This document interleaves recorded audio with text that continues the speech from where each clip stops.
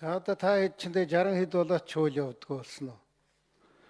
Нөгөө шүүхийн ажлын хэсэгт ороод ажиллаж байхад миний байр суурь бол их хурлаас бас их олон хүн гаргахаар энэ их хурл чинь ингээд улс төржсөн байгууллага. Уулаасаа төрийн төлөөлөгч нэртэй намын хүмүүс байгаа болохоор бас янз бүрийн болох вэ гэд би болгоомжилж байсан. Манай Сүхбаатар гишүүн, Инкойр гишүүн тэр бол маш их ихтэй тийм байхгүй.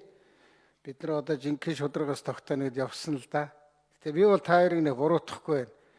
Та хоёр бол гинэн материалист хэвээрээ байна л гэж би хэлж байгаа.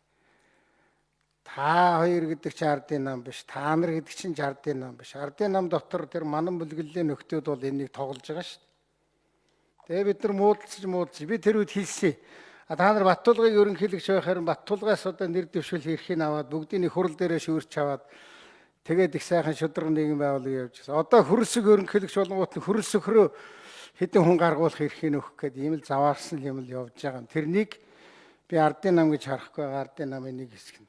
За муудар улцсан гэгчээр бямб цогт би чамд хэлсэн шүү дээ. Ажлын хэсэг битээ хал ихлээр нь дурлж очиж ажлын хэсэг ахлаад. За энэ шүүхийн шинжилгээг ерөнхийдөө танах нь гурвалжин дөрвөлжин болж дампууруулж эхэлж байна да.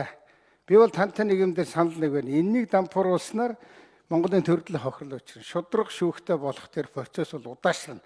Энэ зүүн ямар юмаа хийж, юугаа хийж хутгаж авалж алдаг бол би мэдэхгүй байна. Ийм л нөхцөл байдал бий болчлоо. Энэ цэцтэй холбоотой бас би яг тэр гарсан шийдвэрийн шүүж сайн муу гэдэг яг. Цэцийн энэ үйл ажиллагааг жаахан журамлах бодлогыг нэвшилдэ шийдвэр. Цэгцдэг болгож өгмөр байна шүү дээ. Одоо тэр яасан юм цогтарга. Та нар чинь нэг гоё юм яриад тэгэл гонгодол алга болох юм байна шүү дээ. Одоо тэг үзмжээрээ ингээд асуудал ханддаг. Үзмжээрээ гэдэг нь цаг хугацааны хувьд үзм.